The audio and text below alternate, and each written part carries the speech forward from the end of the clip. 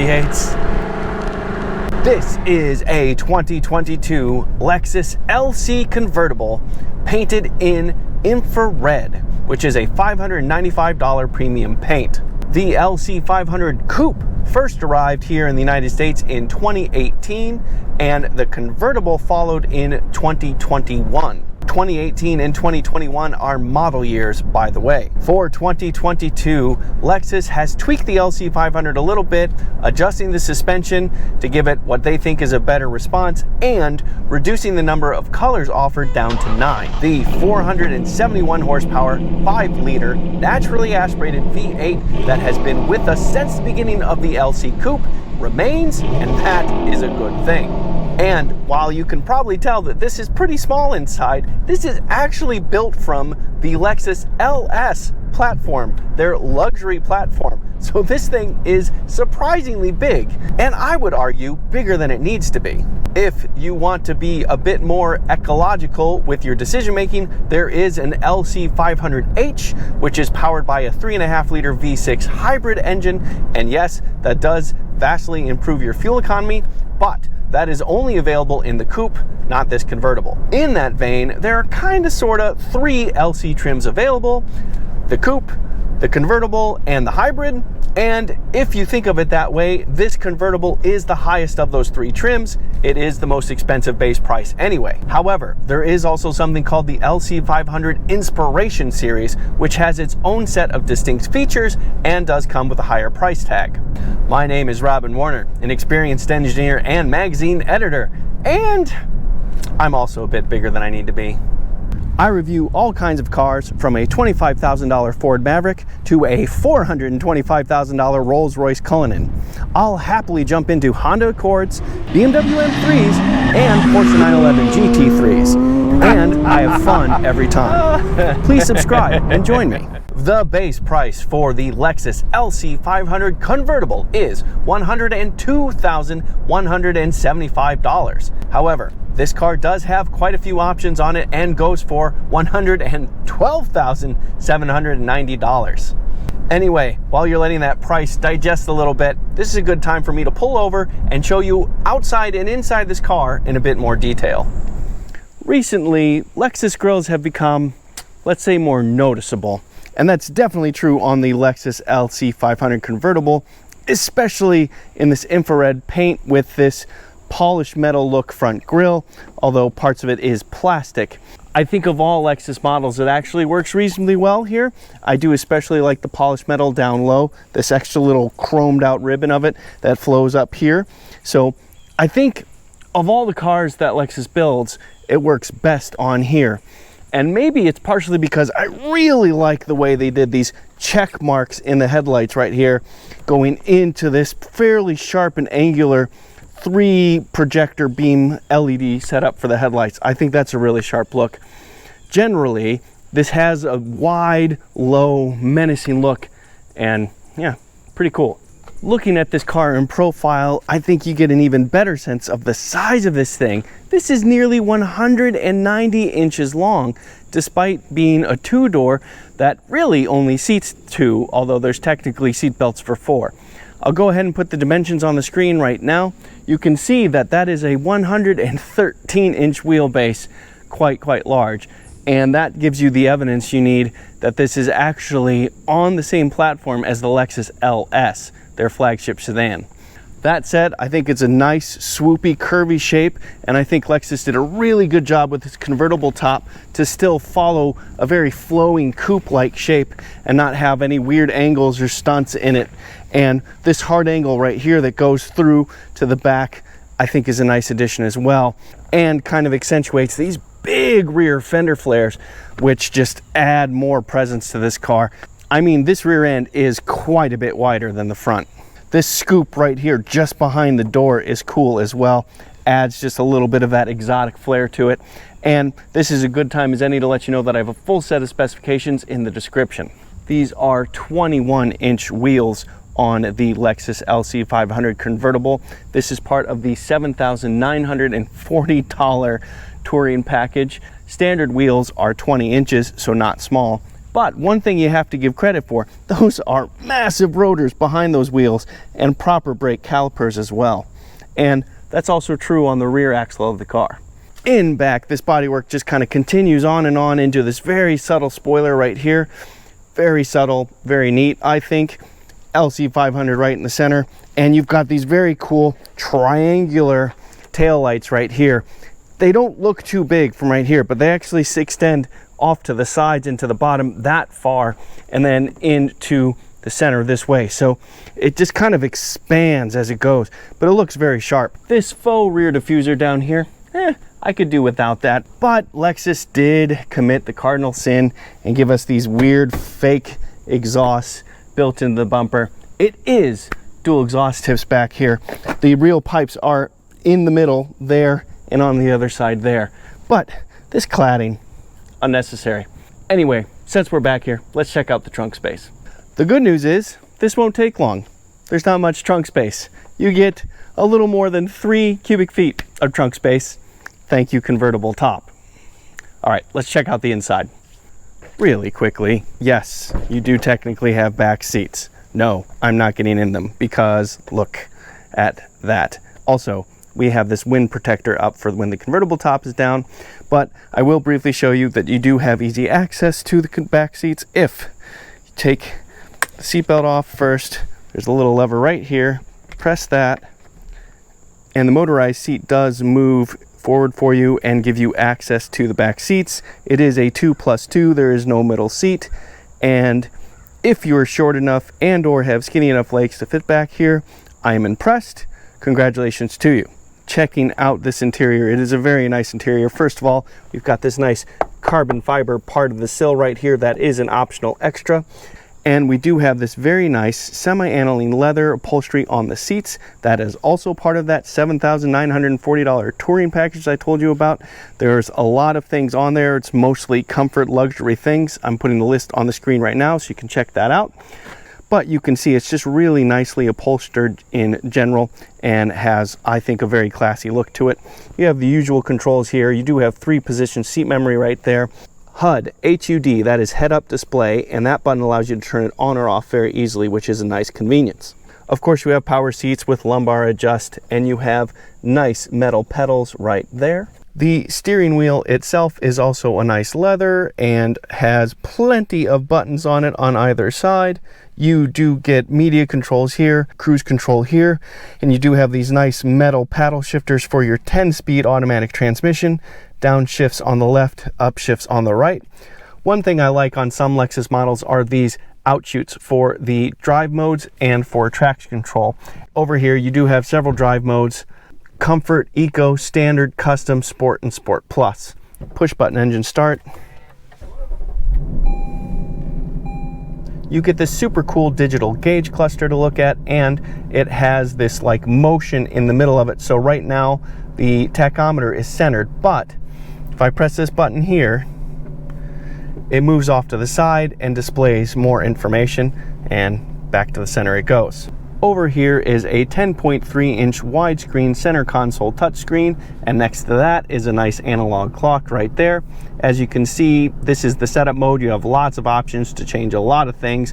I'm not going to go over that, just trust me that it's a lot. Just beneath that you have dual zone climate control and more media controls and media interfaces right here. This looks like a fairly standard Prindle, but it's not quite. You have to go over and down to put it in drive, over and up to put it in reverse, straight down to put it in manual, and if you want to put it in park, you press the button. The lower center console actually has a couple of neat little moves to it. You press and hold that down to expose some space. You can call them cup holders if you want. And then there's another level here, and that's how you have access to lower center console. And there are your USB charge and auxiliary ports right there. But if you close this and just press this button, it moves back on its own, which is kind of nice. Quickly moving up, you have a couple of buttons for lights and things like that right there, but there's no moonroof or anything like that because, of course, it's a convertible. Okay, the convertible top, those buttons are hidden under here. Flick this, lift it up, and now you have access to the windows up, down, and the convertible top up and down. And it's actually a pretty quick and pretty complicated moving convertible top, so let me show you that right now. Okay, putting the top down, you do hold the button down. And you can see there is a whole just melody of things going on. Lots of things moving, lots of motion, lots going on. But it all happens in about 15 seconds. And we're done. To put the top back up, it is a little bit slower. Lexus says about 16 seconds, but man, oh man, there's a lot going on.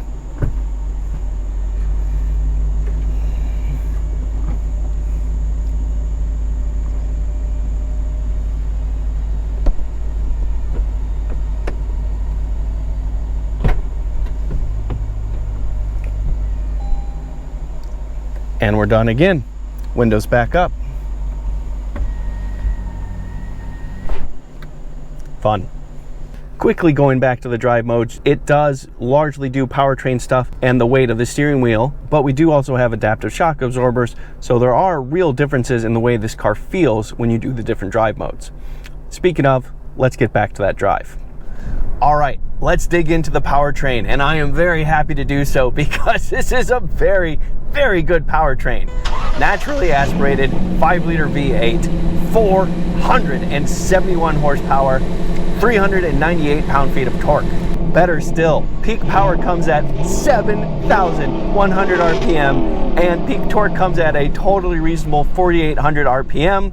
And this thing revs to 7,300 RPM and sounds so good when it revs to that engine rhythm. Oh, come on. Oh, what a glorious, glorious sound. That's a Toyota that's making that sound, I think I should mention. A couple of neat features of this engine. It does actually have dual injection, both port and direct injection, which means that the engine computer can utilize the advantages of both port and direct injection when one or the other is helpful. There is no manual transmission, I know, bummer, but you do get a very fast shifting 10-speed automatic transmission, which gives you a real wide ratio range and allows Lexus to give you sharp off-the-line acceleration and low engine RPM cruising speeds. So that is a silver lining. And that power goes to the rear axle, and the rear axle only. And even better, it comes with a Torsen limited slip differential to give you fantastic exit speed out of corners. And boy, oh boy, I'll show you that in a minute.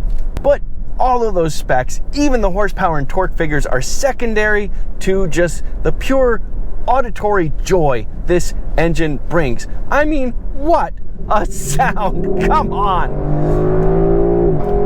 Oh, come on! That's like old school muscle car sounds, or maybe a little bit more Mercedes AMG, but that's not what you first think of when you think of a Toyota or a Lexus. Oh, that does not get old. And credit to Toyota, because they could have tuned this thing very differently. They could have made it a lot quieter, but no, they made it throaty, they made it raspy, and they made it sing. Hats off to you, Lexus. I love it. Despite the fact that this engine can also run on the more efficient Atkinson cycle and can deactivate cylinders, the fuel economy is admittedly only so-so for the modern era. 15 miles to the gallon in the city, 25 miles to the gallon on the highway, 18 combined. Under 20 combined is pretty rare these days, even for bigger cars. Again, if you want to do better than that and you don't mind having a coupe, the 500H does a lot better. I'll go ahead and put those numbers on the screen right now so you can check that out. But obviously, a car this size with this much space inside isn't meant for fuel economy anyway. And lucky for us, there's something it does way better, which is accelerating. Yes, I tested that. Yes, I want to show you. Let me do that now. I'm pretty excited, I have to say, because it is time for an acceleration test. Let's let this V8 sing. 471 horsepower, coming to a complete stop. I do have the car in Sport Plus driving mode, and I have the traction control off. Foot on the brake, bit of brake torque. Oh yeah, here with a little more than 2,000 RPM, let's go. Yes! Oh yes, we got a bit of wheel spin, so that was a slow launch off the line, but what glorious noise! Oh! Big, roaring, naturally aspirated V8, 10-speed gearbox, flinging off shifts just like that. Wow, yeah, really good, really stout acceleration, and Brake torque actually hurt us because it overwhelmed the rear axle, and we just got some lazy spins before we really got moving and the V8 could really take off. Good stuff. 0 to 60 in 4.6 seconds. Of course, you have to do a much better launch than I did. Just roasting the tires through first gear. That was pretty lazy, but it just was so much fun and sounded so cool, I stuck with it. And come on, that sound. Just, it doesn't get old. As I told you earlier, Lexus tweaked the suspension, and Lexus put a lot of work into this suspension in the first place to make it a decent handler. On top of that, Torsen limited slip diff. This thing could be fun, right? Well, I did a handling test as well. Let me show you that. All right. Time for a handling test in this 2022 Lexus LC500. I do have both the traction control and the stability control off, and I have it in Sport Plus mode, but this is a big old car. Let's see how it goes. Oh, V8s, baby.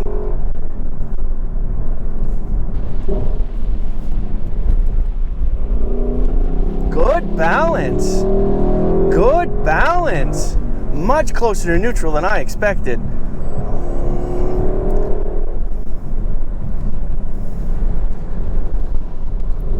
Yeah, darn decent grip too. Yeah, for such a big car, we can load up this thing more than I expected.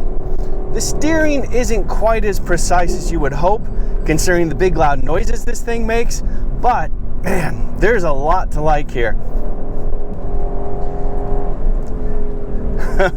I have to be honest, that was more entertaining than I expected. And oh, that V8 is intoxicating. Definitely worth turning around and doing that some more.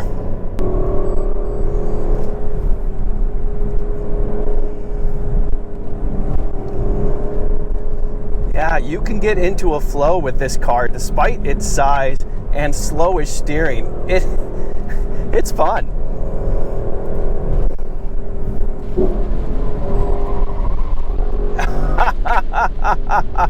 It is impressively neutral, this car.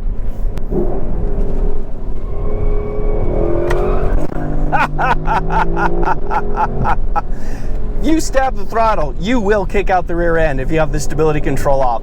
That is telling you something. That is good chassis balance, and you can have fun with this. We've got a limited slip differential. We've got ample power, of course, and it is seriously tuned, so much closer to neutral than I expected. This being such a big convertible, big coupe, I expected a fair amount of understeer. Not much here at all. And that's despite this front end being a bit on the slow side. Compared to other performance aspects of the car, the front end isn't all that terribly sharp, but oh, the chassis balance is really good, and the power delivery is fantastic. The transmission, there is no delay in getting the power down to the wheels. Then, of course, the limited slip differential. Man, oh man, this is good fun. This is good fun. This is big, but man, oh man, it makes good noises, and you can have some fun in this car for sure.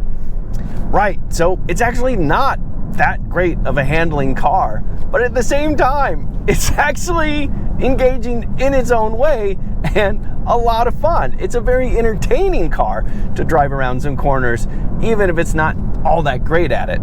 So completely different from, say, a Porsche 911 convertible, but it has its own strengths. V8, but of course it can't be all fun and games. There's times you just have to get places, and in those times it's good to know how well the car rides.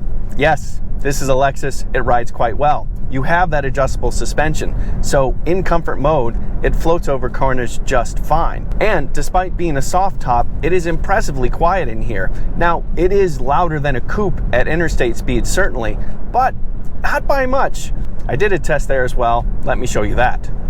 All right, time for a quick run on the interstate. I have the LC500 in comfort driving mode now. Traction control, stability control, all of that is back on. And of course, we have a whole slew of driving aids, so we'll see how those do as well. Yep, even on a freeway, I love V8s. Oh, what a sound. Okay, Cruise control is set to run with traffic. We're going right about 78 miles an hour. At that engine speed, we're turning about 1700 RPM from the 5-liter V8. 10 speeds grants you a nice wide ratio range to work with. So yeah, we're not doing much more than idling with this V8. So it is very quiet, very much in the background. Road and wind noise is a touch higher than you'd hope for on the interstate, but considering that this is a convertible, it's actually quite strong. Even in the comfort driving mode, I have to say the ride is a touch stiffer than I expected. You are kind of floating around over the bumps and heaves and stuff, but if you have like a sharp expansion joint or something like that, you do feel that the harder spring rate comes in and gives you a tiny little jolt. Generally speaking though, it's still plenty comfortable on the interstate. Also, the way that the infotainment screen is set up in this car, if the sun's coming in at just the right angle, it's actually a little bit harder to see. So that is a tiny touch disappointing. Usually infotainment screens are well isolated from natural light coming in or sun coming in at harsh angles, but you know, I can still read it just fine. It's just not quite as good as some others. We do have lots of driving aids and they are all on. So I'm going to go ahead and take my hands off the wheel and see what happens.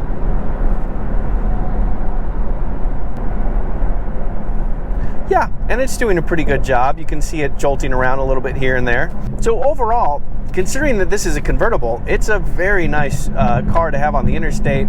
But considering the ride and the road and the wind noise because of the convertible top and all those things, this is definitely more of a go out on a nice drive kind of a car. Yes, this car is expensive. No, this car isn't practical. You barely seat 4 people in there, and you really hope that 2 of them are children. Yet it's awfully big and drinks a lot of fuel.